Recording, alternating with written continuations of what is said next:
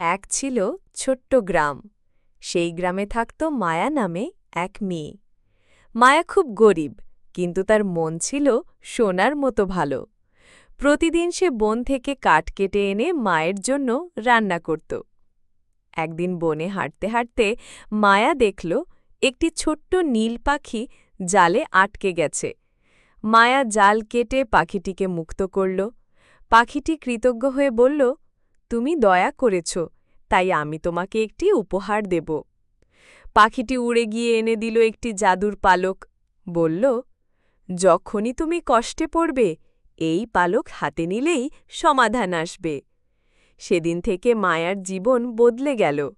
যখন খাবার ফুরিয়ে যেত, পালক ঝলমল করে ভাত ডাল এনে দিত। যখন বৃষ্টি পড়ত, পালক আকাশে ছুঁড়ে দিলে সূর্য বের হয়ে যেত।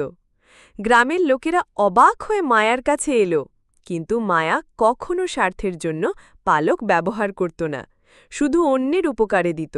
আর এই কারণেই পাখির আশীর্বাদ তাকে সারা জীবন রক্ষা করল। শেষে সবাই শিখল, সত্যিকারের জাদু থাকে দয়ার ভেতরে। সিঙ্গল।